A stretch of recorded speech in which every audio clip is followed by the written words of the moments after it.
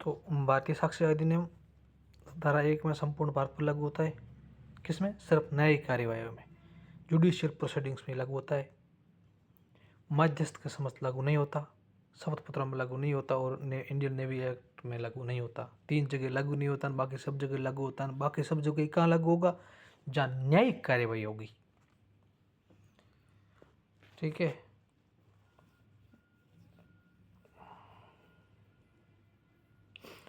फिर धारा 2 है वो रिपील कर दी गई है 1938 में। फिर निर्वचन खंड परिभाषा आती है। परिभाषा बताइए सबसे पहले न्यायालय की, जिसमें सभी न्यायाधीश आते हैं, सभी मजिस्ट्रेट आते हैं। या फिर साक्ष्य लेने से वैध रूप से प्राधिकृत, जैसे कमीशन चला गया कोई, भाई न्यायालय ने कोई कमीशन जारी किया तो वो न्यायाधीश नहीं है ना मजिस्ट्रेट है, लेकिन वो साक्ष्य लेने के लिए प्राधिकृत है, तो वो भी न्यायालय में आएगा। और फिर वही बात, मध्यस्थ इसमें नहीं आता है। मध्यस्थ क्या होता है? आर्बिट्रेटर होता है, बताओ तो। जैसे कभी कभी अपने पास नोटिस आता है, किसी कोई 2 पार्टी होती है, ये वाणिज्यिक कार्यवाही में बताया, वाणिज्यिक कार्यवाही कमर्शियल एक्टिविटी में।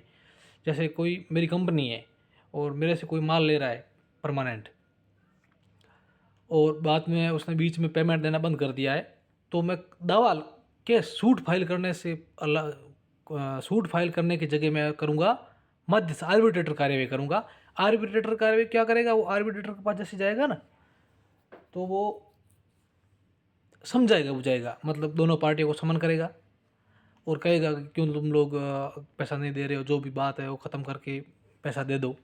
लेकिन ये ध्यान रखना, मध्यस्थी कार्रवाई लीगल नहीं होती है ये। अगर वो जाए, समन को ले जाए, नहीं जाए तो कोई प्रभाव नहीं पड़ेगा। वो इसका साक्ष्य भी नहीं दे सकता कि ये मध्यस्थी कार्रवाई में ये नहीं आया है। या जैसे अपन मजिस्ट्रेट समन जारी करता है या नोटिस जारी करता है तो अपने को हाजिर होना पड़ता है, जबकि मध्यस्थ में ऐसा कुछ नहीं है। ठीक है। फिर तथ्य 2, भौतिक मानसिक। भौतिक जो इंद्रियों द्वारा, बोधगम्य इंद्रिय मतलब मेरा हाथ इंद्रिय है, उसको कहीं से टच कर दूं तो भौतिक तथ्य। और इंद्रिय नहीं है, मानसिक दशा जिसका भान हो, भान मतलब जिसका माइंड में ऐसे याद हो कि जैसे वो गाड़ी निकल रही है वहाँ से मेरे सामने से, वो गाड़ी निकल रही है, मतलब मुझे मेरे मानसिक रूप में लग रहा है, ना मैं इसको छू रहा हूँ ना बात, ये गाड़ी निकल रही है। गाड़ी तो मैं टच कर सकता हूँ, लेकिन गाड़ी निकल रही है ऐसा मैंने अंदर अनुभव किया, निकलते हुए ऐसे देखा मैंने, जैसे मेरे अंदर की जो भावना है।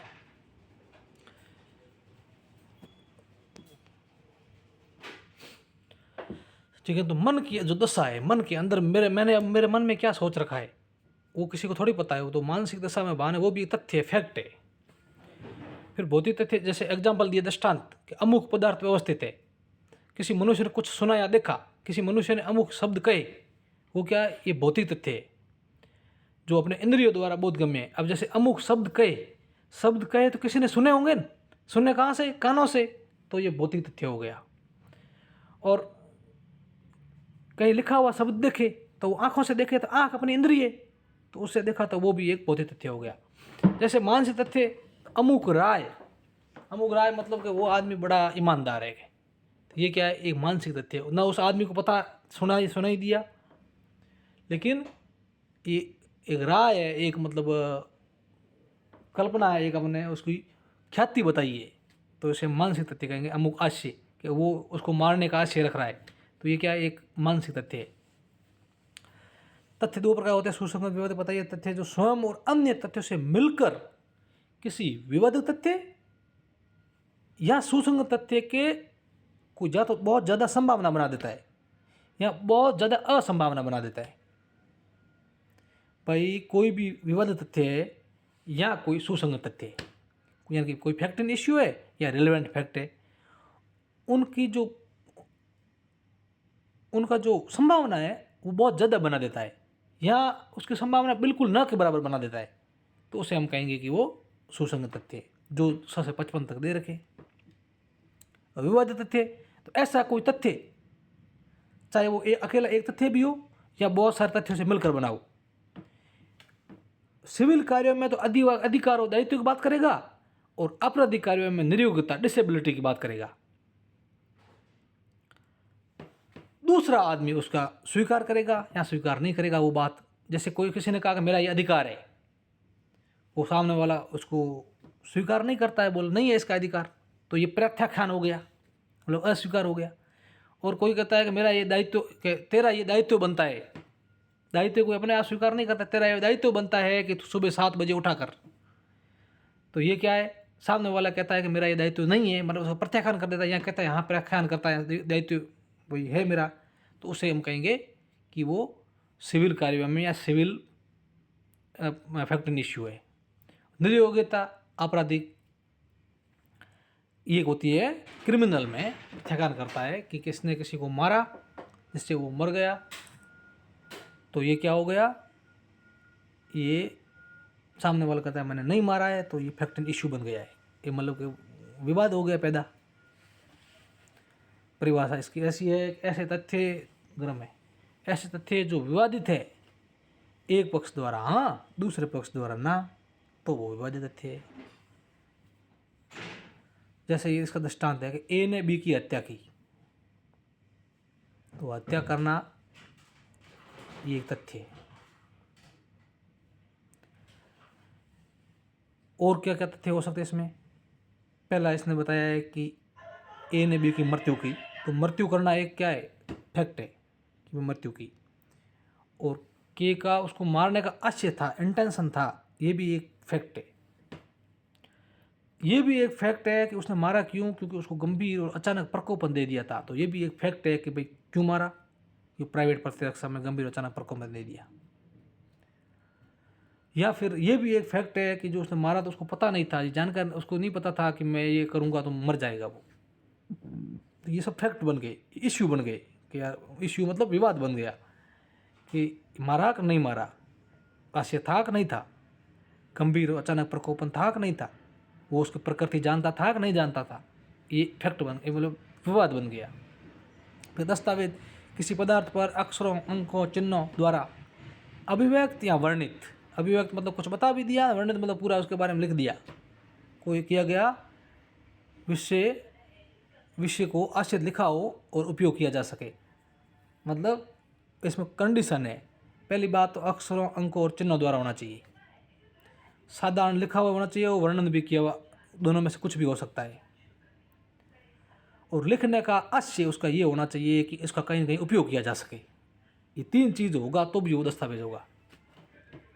जैसे कोई लेख दस्तावेज है, तो लेख दस्तावेज कैसे, जैसे मैंने अब नोट्स बनाए, वो लिखे, ये अब लिखे हुए हैं, तो ये किसी अक्षर द्वारा है, फिर मैंने इसमें किसी चीज़ का वर्णन किया है, फिर मेरा आशय क्या था कि इसको पढ़ने के लिए उपयोग करना है, तो ये दस्तावेज हो गया। फिर साक्षी वो तथ्य जिनमें प्रमाणकारी बल हो, किस सामान्य की परिभाषा है, प्रमाणकारी बल हो तो जिन्हें साबित या ना साबित या साबित नहीं किया जा सके, साक्ष्य कहलाता है। प्रमाणकारी बल कैसा हो कि या तो उसको साबित किया जा सके, ऐसा प्रमाणकारी बल हो, या फिर उसको साबित नहीं किया जा सके, ऐसा पर भी प्रमाणकारी बल हो, ऑथेंटिक फोर्स हो। या ना साबित नहीं किया जाए तो हम उसे साक्ष्य कहेंगे। साक्ष्य कुछ प्रकार के बताए सर ने, मौखिक साक्ष्य वे सभी कथन जो जांचाधीन तथ्यों के विषयों के संबंध में हो तथा न्यायालय अपने समक्ष पेश करने की अनुज्ञा दे या अपेक्षा करे, मौखिक साक्ष्य कहलाते हैं। दस्तावेज साक्ष्य जो न्यायालय के निरीक्षण के लिए, निरीक्षण किसका करेगा, निरीक्षण हमेशा दस्तावेज का होता है, और जांच हमेशा जो बोले गए शब्द है उनकी होती है। और प्रस्तुत जनसाक्ष्य जिन मामलों में दस्तावेजी और प्रत्यक्ष साक्ष्य, मौखिक साक्ष्य प्रत्यक्ष साक्ष्य भी कह सकते हैं अपन, जो दोनों नहीं हो वहाँ पर परिस्थितियाँ जैसी बनती है कि भाई जैसे किसी ने किसी को मारा, तो भाई क्या कारण हो सकते हैं कि उससे पैसे उधार मांग रहा था, उसको ब्लैकमेल कर रहा था, तो ये परिस्थितियाँ बता रही है कि उसको इसलिए मारा है, तो इसलिए ये निष्कर्ष निकाल जा सकता है परिस्थिति साक्ष्य। और हृदयाल वर्सेज यूपी राज्य के मामले में परिस्थिति साक्ष्य हमारे इसके बारे में बहुत स्पष्ट किया था, नीचे मैंने लिखा है कि परिस्थिति जनसाक्ष्य के आधार पर अभियुक्त को दोषित किया जा सकता है जब परिस्थितियों को जोड़ने पर एकमात्र निष्कर्ष अभियुक्त की दोष सिद्धि हो, परंतु यदि परिस्थिति जनसाक्ष्य की कड़ी टूटती है तो संदेह उत्पन्न होता है और संदेह का लाभ हमेशा अभियुक्त को दिया जाता है। मतलब कड़ी से कड़ी जुड़नी चाहिए कि पहले वहाँ गया, वहाँ क्यों गया, ये उसको कोई काम नहीं था किसी आदमी को, तो कि अच्छा हाँ काम नहीं था वहाँ गया है, फिर उसने वहाँ जाके बंदूक खरीदी है, तो बंदूक क्यों खरीदेगा, अब अच्छा वो बंदूक नहीं खरीदता, वहाँ गया और वहाँ से वापस दूसरे गांव जाके फिर वापस आता है, तो वो कड़ी जुड़नी चाहिए कि दूसरे गांव क्यों गया वो। भाई किसी ए व्यक्ति है जो जयपुर में रहता है और बी व्यक्ति है जिसको मारने के लिए जयपुर जाता है, जयपुर से फिर भरतपुर जाता है, भरतपुर से वापस जयपुर आता है और उसको मारता है। तो ये कड़ी जुड़नी चाहिए कि वो जयपुर गया, जयपुर से वापस भरतपुर गया, भरतपुर क्यों गया, वो कड़ी जुड़नी चाहिए। मौखिक साक्ष्य, प्रत्यक्ष साक्ष्य जो भी इंद्रियों द्वारा बोधगम्य हो, और अनुश्रुत साक्ष्य ऐसे होते हैं जो किसी अन्य से सुनकर तथ्य बताना है। दस्तावेज साक्ष्य प्राथमिक साक्ष्य होते हैं, द्वितीय साक्ष्य होते हैं, इलेक्ट्रॉनिक अभिलेख होते हैं, ये होते हैं प्राथमिक साक्ष्य में आते हैं। ठीक है। फिर अपना आता ये हरदयाल बाबू ने कहा था,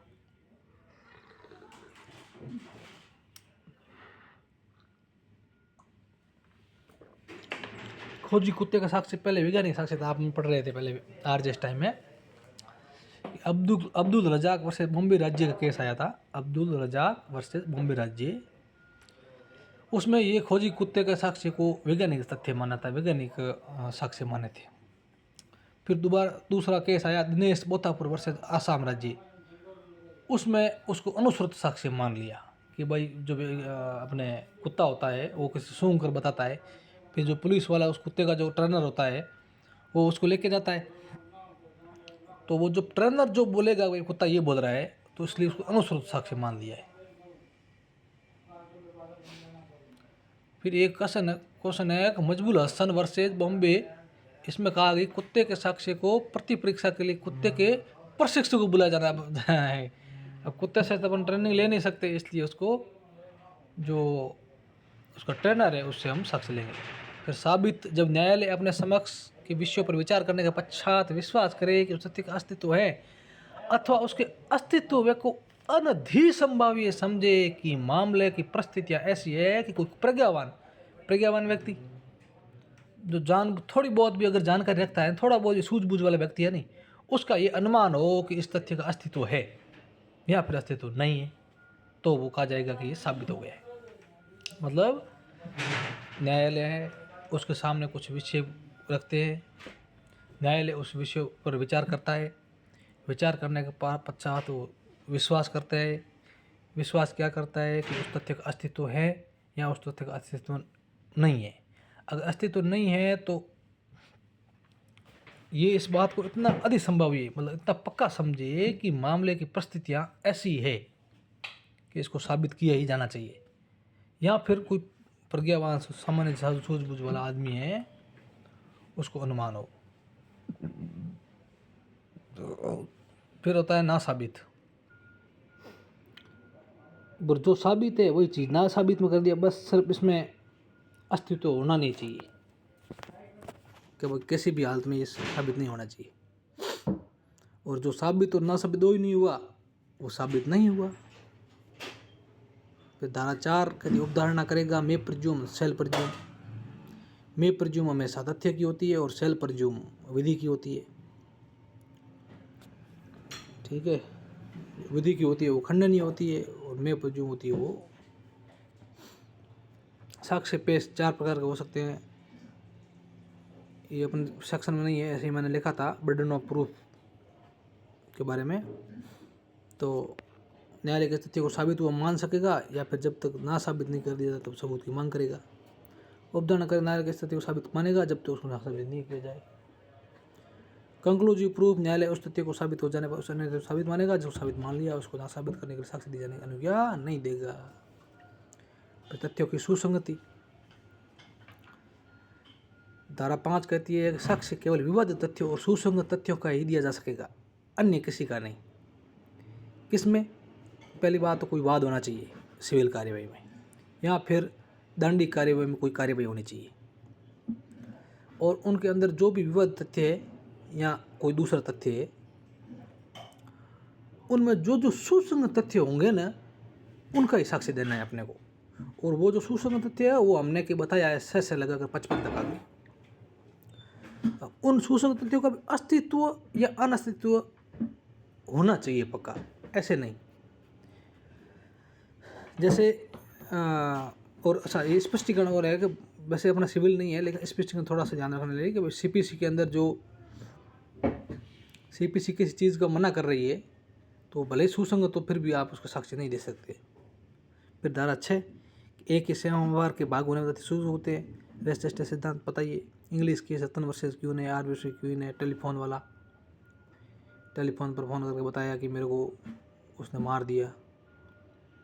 तो ये सोमवार का भाग माना। RM मालकानी महाराष्ट्र टेप रिकॉर्ड की उसने रिकॉर्डिंग कर ली, उसको सोमवार का भाग माना। वेडिंग फील्ड वाले में उसमें वो प्यारी चाची वाला R वर्सेस फोस्टर एक्सीडेंट होने नहीं देखा। वो जा रहा था, उसके सामने एक स्पीड चलाते हुए गाड़ी आई। तो ठीक है, स्पीड से गाड़ी आई, वो पार होकर चली गई। आगे वो गोलाई जैसे पार की, उसने देखा तो आदमी मरा हुआ पड़ा था। तो अब ये एक ही सोमवार के भाग हो गए। कैसे हो गए कि उस बंदे ने स्पीड गाड़ी को देखना, आदमी को मरा हुआ देखना, ये क्या साबित, ये अपने को ऐसे सामान्य प्रज्ञावान व्यक्ति क्या सोचेगा इसके बारे में? यही कि स्पीड से गाड़ी थी, इसको टक्कर मार दी। इस प्रकार जैसे कोई तथ्य विवादक न होते हुए भी किसी विवाद तथ्य से इस प्रकार जुड़े हुए हैं कि वे एक, अब जब गाड़ी की स्पीड चलाने कि स्पीड से गाड़ी चलना ये कोई विवादक है नहीं है, इससे कोई लेना देना नहीं है, लेकिन वो उस सोमवार से जुड़े हुए हैं। चाहे उसी समय, अब अच्छा वो उसी समय भी नहीं थे, वो आदमी आगे गया, गाड़ी स्पीड से गई, वो 15-20 मिनट बाद वहाँ पहुँचाए, तो एक समय तो हुआ नहीं, स्थान भी पीछे था, फिर भी वो उसको एक सोमवार का भाग कैसे माना? क्योंकि उन परिस्थितियों से ऐसा ही लग रहा है कि ये हुआ है, एक सोमवार है। जैसे एक दृष्टांत है यहाँ पर कि यहाँ A ने B को पीटा, क्या ये विवाद तथ्य है? C ने B को छुड़ाया, ये विवाद तथ्य नहीं है, विवादक नहीं है, फिर भी ये एक सोमवार का भाग है। अब जैसे मैंने तेरे को पीटा, किसी दूसरे व्यक्ति ने अपने बीच बचाव में छुड़ाया, दूसरे व्यक्ति का अपने पीटने से क्या लेना देना? कोई लेना देना नहीं, लेकिन फिर भी वो एक ही सोमवार के भाग है, क्योंकि उसको जो छुड़ाना है वो एक ही सोमवार का भाग हुआ। जैसे इस B को पीट कर हत्या, B को पीट कर उसकी हत्या कर दी, ये अभियुक्त, पास में खड़े लोग पिटाई देखी तो वो सोमवार, पास में खड़े लोग वो एक ही सोमवार के भाग हो गए। ये एक सशस्त्र विप्लव में भाग लेता है। उसमें सशस्त्र विप्लव में क्या था कि संपत्ति नष्ट की जा रही थी, फौज पर आक्रमण किया जा रहा था, तोड़ना, जेल तोड़ना, वादी। अब ए ने भले ही उसमें भाग नहीं लिया, फिर भी वो एक ही सोमवार का भाग है कि संपत्ति नष्ट करने के लिए फौज पर आक्रमण किया पहले, और जेल तोड़ना, तो जेल तोड़ने से क्या होगा? संपत्ति का नुकसान ही होगा। फिर एक दृष्टांत है, ये पत्र में अपमान लेख लिखता है। अब ऐसे पत्र का अपमान लेख भी उसी एक ही सोमवार का भाग है। कैसे कि ए ने पत्र लिखा, उसका रिप्लाई आया, वापस उसने जवाब लिखा, फिर वापस रिप्लाई आया, फिर उसने एक पत्र लिखा, उसमें उसने गालियाँ लिखी, तो वो एक ही सोमवार के भाग हो गए। फिर आखिर अमुक माल ए से बी को परिदत करना, मध्यवर्ती व्यक्तियों को परिदत सब सोमवार है। मतलब कि मैंने अब जैसे स्पीड पोस्ट की, यहाँ से स्पीड पोस्ट की, वो यहाँ से अहमदाबाद गई, अहमदाबाद जयपुर गई, जयपुर से वहाँ आई, तो ये जितने स्टेशन पर गया है ना, कि यहाँ गई तो दूसरे किसी व्यक्ति ने लिया बीच में, फिर उसने उस दूसरे वाली गाड़ी में डाला, फिर उससे लेकर दूसरे वाली गाड़ी में डाला, ये सब एक ही सोमवार के बाद। अगर वो पार्सल जो मैंने भेजा वो बीच में कहीं गायब हो जाता है तो ये माना जाएगा कि वो एक ही सोमवार का भाग माना गया है। अब ये क्या FIR में की गई कथन रैश चेष्टा के रूप में सुसंगत हो सकते हैं? तो सांवल दास वर्सेस बिहार राज्य के केस में ये कहा गया कि यदि कोई साक्षी घटनास्थल पर उपस्थित हो तथा संपूर्ण घटना को शुरू से आखिर तक देखी हो और अपराध किए जाने पर चिल्लाया हो, पड़ोसी आए तो उन्हें घटना के बारे में बताया हो, इतनी चीज़ें की है उसने, पास में खड़ा था, देखी, आंखों से देखा, फिर चिल्लाया, पड़ोसियों को बताया, फिर थाने में जाकर घटना की रिपोर्ट दर्ज कराई, तो ये सब एक ही सोमवार के भाग होने का रेस्ट सुसंगत है।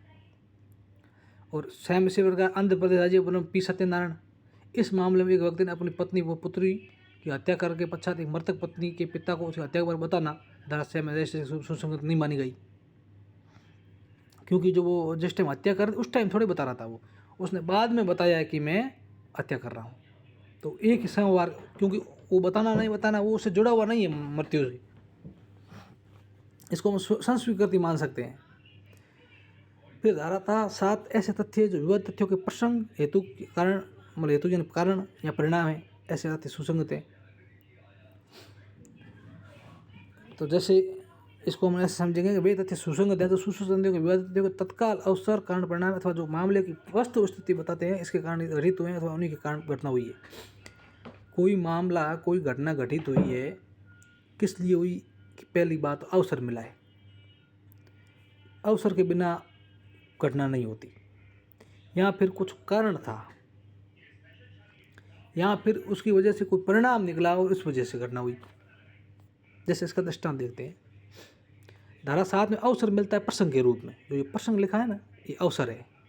फिर घटना का कोई कारण होता है हेतु के रूप में, तत्पश्चात उस घटना का परिणाम निकलता है। जैसे दृष्टांत है कि ए ने बी को लूटा। अब क्या यहाँ पर क्या कारण है लूटने का भाई? तो लूटने का कारण ये है कि ए को पता था कि बी के पास पैसे पड़े हैं बैग में, इसलिए लूटने का ये कारण बना। दूसरा दृष्टांत है कि ए ने बी की हत्या की। अब हत्या की, वहाँ गुत्थम गुत्था के निशान मिले, अर्थात गुत्थम गुत्था हुई, परिणाम हत्या थी। भाई वो गुत्थम गुत्थिया हुई, उस परिणाम हत्या थी। मतलब गुत्थम गुत्थी क्यों बनी? हत्या हुई तभी बनी, तो ये परिणाम का था। उसी प्रकार ए ने बी को विष दिया। विष देने से पहले ए को पता था कि बी का स्वास्थ्य सही नहीं रहता, उसको दवाई दी जाती है। उस दवाई के बहाने जहर दे दिया, अर्थात ए को अवसर मिला विष देने का। मतलब अगर वो जो बी है वो उसका स्वास्थ्य ठीक रहता, वो दवाई लेता ही नहीं, तो फिर उसको दवाई देने की ज़रूरत कहाँ पड़ती? ये ज़रूरत पड़ी मतलब अवसर मिला है उसको, मौका मिला है उसको, अवसर मिला है उसको कि भाई इसको दवाई देनी है। इस चक्कर में वो उसको जहर की बोतल पकड़ा देता है। यानी कि ए ने बी को विष दिया। विष जब दिया ना, उससे पहले उस ए को पता था कि बी का स्वास्थ्य सही नहीं रहता और उसकी दवाई लेता है वो। भाई अगर किसी का स्वास्थ्य सही है और दवाई नहीं लेता है, तो उसको दवाई किसी से पकड़ाएंगे, वो थोड़े पी लेगा कोई। बस यहाँ ऐसा ही हुआ है कि बी को स्वास्थ्य सही नहीं रहता, इसका उस ए को पता था कि स्वास्थ्य सही नहीं रहता है, तो उसको ए को बोला कि ये दवाई तो तुम्हारी की दवाई पियो, जबकि वो दवाई के बहाने उसमें था जहर। तो ये अवसर मिला है उसको। फिर धारा 8, हेतु, तैयारी, पूर्व या पश्चात का आचरण। कोई भी तथ्य हो, अगर वो विवाद तथ्य और सुसंगत तथ्य का हेतु या तैयारी दर्शित करता है, वह तथ्य सुसंगत है। जैसे किसी वाद या कार्यवाही में किसी पक्षकार का उस वाद या कार्यवाही में या फिर उसके विवाद तथ्य सुसंगत के बारे में आचरण सुसंगत है। किसी ऐसे व्यक्ति का आचरण इसमें कोई अपराध किया है, सुसंगत है। लेकिन सुसंगत तभी होगा जब उस आचरण से किसी विवादित तथ्य या सुसंगत तथ्य को प्रभावित किया है, या फिर विवाद तथ्यों और सुसंगत तथ्यों के आचरण प्रभावित होता है। आचरण पूर्व का भी हो सकता है, पश्चात का भी हो सकता है।